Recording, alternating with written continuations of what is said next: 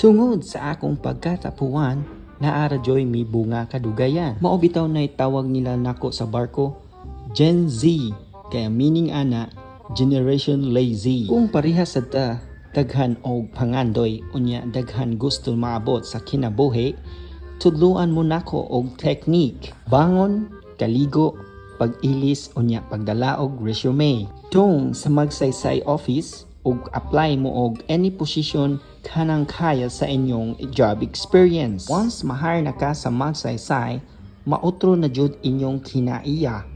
Mahimo na kang pugihan og moasinso na pug ka. Unsa pa may gihuwat nimo?